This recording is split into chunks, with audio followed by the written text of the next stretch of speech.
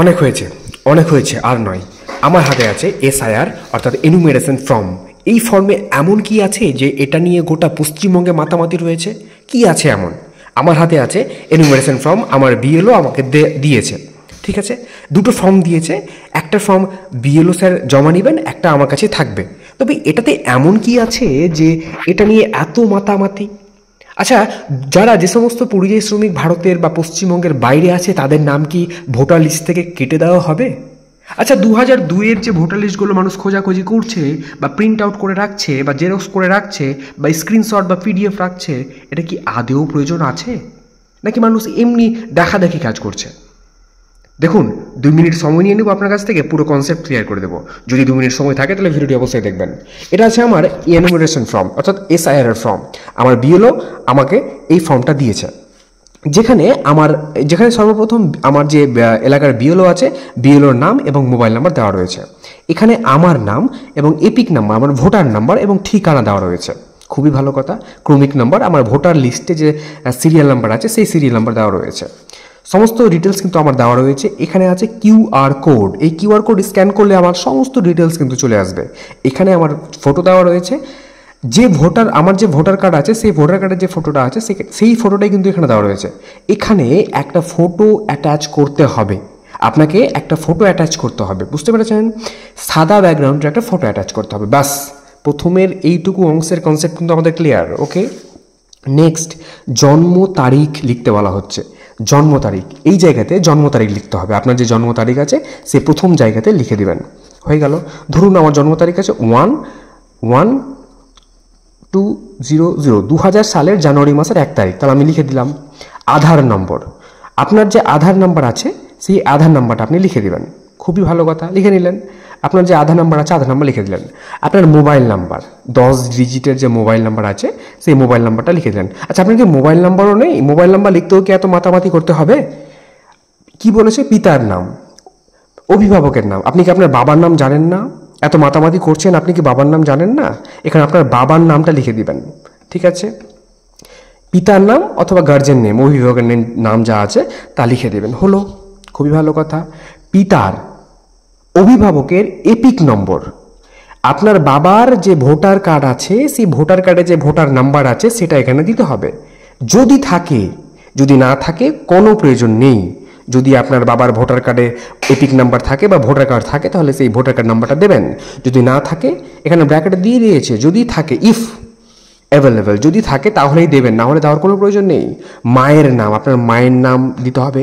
যেহেতু আপনি পৃথিবীতে এক্সিস্ট আছেন, মানে আপনার নিশ্চয়ই মা আছে, তো মা আছে মানে কি আপনার মায়ের নামটা দিতে হবে। মায়ের এপিক নম্বর, ভোটার নাম্বার, আপনার মায়ের যদি ভোটার কার্ড থাকে, যদি থাকে, না থাকলে কোনো সমস্যা নেই। যদি মায়ের ভোটার কার্ড থাকে তাহলে মায়ের ভোটার কার্ড নাম্বারটা দিয়ে দিবেন, খুবই সিম্পল। স্বামী অথবা স্ত্রীর নাম যদি থাকে, আচ্ছা আপনার যদি বিবাহিত হয়ে থাকে, আপনি যদি বিবাহিত হয়ে থাকেন তাহলে আপনার এখানে হয় স্বামীর নাম দেবেন, আপনি যদি স্বামী হন তাহলে স্ত্রীর নাম দেবেন, যদি স্ত্রী হন তাহলে স্বামীর নাম দেবেন। এখানে বলেছে স্বামী অথবা স্ত্রীর এপিক নম্বর যদি থাকে, ভোটার নম্বর, আপনি এখানে যার দিয়েছেন তার কিন্তু এখানে এই ভোটার নাম্বারটা দিতে হবে, বুঝতে পেরেছেন? এই গেল। এইবার এখানে দুটো সেকশন আছে। কি বলেছে? সর্বশেষ এসআইআর এর নির্বাচক তালিকার থাকা নির্বাচকের বিবরণ, মানে সর্বশেষ কখন হয়েছিল? 2002 সালে হয়েছিল। 2002 সালের এসআইআর এর তালিকায় যদি থাকা, মানে কি বলছে, তালিকায় থাকা নির্বাচকের বিবরণ, যদি আপনার নাম সর্বশেষ এসআইআর 2002-এ যদি নাম থাকে তাহলে এই জায়গাতে আপনাকে ডিটেলসটা দিতে হবে। আর যদি আপনার না থাকে, আপনি ধরুন 2002-এ ভোট দেননি বা জন্মগ্রহণই করেননি, তাহলে এখানটা দেখার কোনো বিষয় নেই, এটাকে অ্যাভয়েড করেন। এই যে জায়গাটা আছে এখানে আপনার ডিটেলসটা দিতে হবে, বুঝতে পেরেছেন? এই যে জায়গাটা আছে এই জায়গাতে কিন্তু আপনাকে ডিটেলসটা দিতে হবে। এখানে কার ডিটেলস দিবেন? আপনার তো জন্ম হয়নি বা আপনার জন্ম হয়েছিল, ভোট দেননি বা ভোটার কার্ড হয়নি, এই জায়গাতে আপনার বাবা অথবা আপনার দাদু অথবা আপনার মা অথবা আপনার রিলেটিভ যে কারো এখানে আপনার ডিটেলস দিতে পারবেন। এটা আমি বলছি না, এটা ভারতের নির্বাচন কমিশন বলছে। বুঝতে পেরেছেন? এই জায়গাতে কাদের ডিটেলস দিতে হবে? যাদের 2002 সালের মানে শেষ এসআইআরের তালিকাতে নাম আছে তাদের দিতে হবে। কি দিতে হবে? নির্বাচকের নাম, মানে যার নাম আছে। ধরুন আপনার 2002-এর যে এসআইআরের লিস্ট আছে সেখানে আপনার নাম আছে, তাহলে আপনার নামটা কি আছে নামটা দিয়ে দেবেন। এপিক নাম্বার যদি থাকে, অনেকের এমনটা দেখা যাচ্ছে, ধরুন এই যে 2002-এর এখানে এপিক নাম্বারটা নেই, ফাঁকা আছে, ব্র্যাকেটে দিয়ে রেখেছে। যদি থাকে, যদি এই ভোটার কার্ডে বা ভোটার যে লিস্ট আছে 2002-এর এসআইআর যে লিস্ট আছে সেই লিস্টে যাদের নাম এপিক নাম্বার নেই ওদের ঘাবড়ানোর কোনো কারণ নেই, কারণ ইফ অ্যাভেলেবেল যদি থাকে এখানে লিখে রেখেছে। বুঝতে পেরেছেন? যদি থাকে তাহলে দিবেন, না থাকলে কোনো প্রবলেম নেই। আত্মীয়ের নাম, এবার এখানে বলেছে আত্মীয়ের নাম। এই আত্মীয়ের নামে কি দেওয়া হবে? ধরুন আপনার 2002-এর লিস্টে আপনার যে নাম ছিল সেই লিস্টটা আপনি বের করবেন।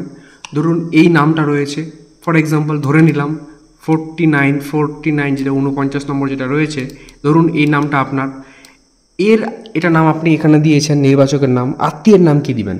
আপনি এখানে দেখুন এই যে সম্পর্কিত ব্যক্তির নাম, এটাই হচ্ছে আপনার আত্মীয়ের নাম। আত্মীয়ের নাম কি? অর্থাৎ relatives name. Jamiruddin Sheikh for example আমি একটা দেখাচ্ছি, ঠিক আছে? তো এই জায়গাতে আত্মীয়ের নামটা, যে নামটা দেখলেন ওই নামটা দিবেন। সম্পর্ক কি? মানে এই ব্যক্তির সাথে এই ব্যক্তির সম্পর্ক কি? কি লেখা রয়েছে? পিতা, তো অবশ্যই আপনি লিখে দিবেন সম্পর্ক তো হবে পিতা বা ফাদার। ওকে। জেলা লিখে দিবেন, আপনার জেলা যে রয়েছে আপনি জেলা লিখে দিলেন। রাজ্যের নাম, কি রাজ্যের নাম? পশ্চিমবঙ্গ লিখে দিলেন। এরপরে কি বলেছে? বিধানসভা ক্ষেত্রের নাম। বিধানসভা ক্ষেত্রের নাম কি রয়েছে আপনি কি জানেন? এই দেখুন, বিধানসভা নির্বাচন ক্ষেত্র কি? মানিকচক লেখা রয়েছে। তো আপনার যেটা বিধানসভা ক্ষেত্র থাকবে বিধানসভার নাম আপনি এই জায়গাতে লিখে দিবেন। খুবই সহজ হয়ে গেল। নেক্সট কি বলেছে? বিধানসভা ক্ষেত্রের নম্বর। আশ্চর্য কথা, নম্বর কোথায় পাবেন? এবার নম্বর 2 সেকেন্ডে বের করে নিতে পারবেন। এই যে আপনি যে পিডিএফটা রেখেছেন বা জেরক্স করে রেখেছেন, এখানে দেওয়া রয়েছে নাম্বার 47। তো এই নাম্বারটা কিন্তু আপনাকে এখানে দিয়ে দিতে হবে। বুঝতে পেরেছেন? অংশ নম্বর, আজব ব্যাপার, অংশ নম্বর আমি কোথায় পাবো? না, অংশ নম্বরও আছে। এই যে দেখুন পিডিএফটা খুলুন, উপরেই দেওয়া রয়েছে অংশ নম্বর। অংশ নম্বরটা কত? 103। এই জায়গাতে 103 দিয়ে দিবেন, ব্যাস হয়ে গেল। এবার বলেছে ক্রমিক নম্বর।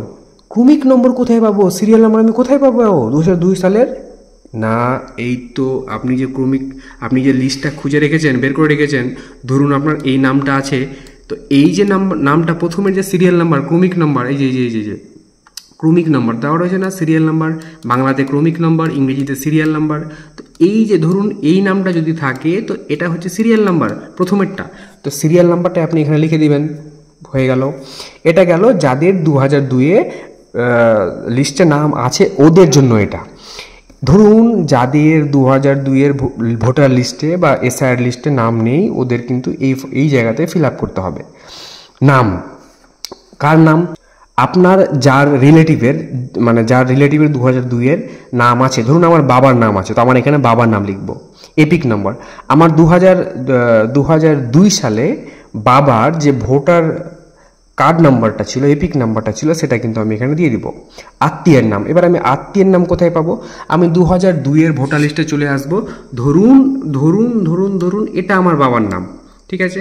তো আত্মীয়ের নাম কি আছে? আত্মীয়ের নাম হবে এটা, ঠিক আছে? এটা আত্মীয়ের নাম। তাহলে আমি এখানে লিখে দেবো, এখানে আমার বাবার নাম, এটা আমার বাবার ভোটার নাম, 2002 সালে যেভাবে ফরম্যাটে ছিল ওইভাবে লিখব। এবার হচ্ছে আত্মীয়ের নাম, মানে এখানে আমার বাবার নাম লিখব। সম্পর্ক কি? সম্পর্ক মানে এখানে যে আমি আমার বাবার নাম লিখেছি, এখানে যে আমার দাদুর নাম লিখেছি, তো এখানকার সম্পর্কটা বলবো না। সম্পর্কটা কি বলবো? আমার যে ভোটার, আমার যে এটা কাজটা হচ্ছে, তো আমার সাথে এই এটার যে আমি লিস্টটা দিচ্ছি এর কি সম্পর্ক? আমি এখানে আমার বাবার নাম দিয়েছি, তো আমার সাথে এটা কার সম্পর্ক? বাবার সম্পর্ক। তো এখানে ফাদার লিখে দেবো, ঠিক আছে? জেলা দিয়ে দেবো মালদা, বা আপনার যে জেলা আছে জেলা দিয়ে দিবেন, রাজ্যের নাম দিয়ে দিবেন। বিধানসভা ক্ষেত্রের নাম যেটা বললাম, বিধানসভা ক্ষেত্র আপনার পিডিএফে পেয়ে যাবেন, লিস্টে পেয়ে যাবেন, 2002 লিস্টে। হয়ে গেল। বিধানসভার ক্ষেত্রের নাম্বার কোথায় পাবেন? এই যে প্রথমে নাম্বার পেয়ে যাবেন, হয়ে গেল। অংশ নম্বর কোথায় পাবেন? বললামই, অংশ নম্বর পেয়ে গেলেন। এবং ক্রমিক নম্বর, আপনার যে সিরিয়াল নাম্বার আছে সিরিয়াল নাম্বার দিয়ে দিবেন। এইবারে যারা দেশের বাইরে বা পশ্চিমবঙ্গের বাইরে আছে তারা কি করবে? তাদের কোনো কিছু নেই, তাদের পরিবারের যে কেউ ফর্মটা ফিল আপ করবে। এই জায়গাতে দেখুন কি বলা হয়েছে, নির্বাচক বা পরিবারের যে কোনো সদস্যের স্বাক্ষর। আপনি যদি বাড়িতে থাকেন, আপনি নিজের ফর্ম ফিল আপ করছেন, আপনি নিজে সই করবেন, সই করে জমা দেবেন। যদি আপনি বাড়িতে না থাকেন তাহলে আপনার বাড়ির কোনো সদস্য এখানে কিন্তু সই করে জমা দিতে পারে।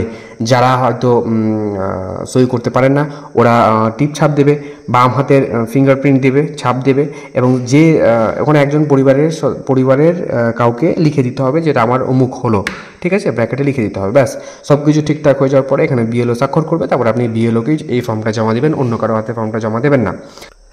আরেকটা কথা যেটা হচ্ছে, প্রথমের যে অংশটা রয়েছে সেখানে যে বাবার এবং মায়ের যে এপিক নাম্বারটা দিতে হয়েছিল, এপিক নাম্বারটা কিন্তু 2002-এ দিবেন না, যেটা আপনার কারেন্ট এপিক নাম্বার বা যে কারেন্ট ভোটার নাম্বারটা আছে ওটাই কিন্তু এই জায়গাতে দেবেন।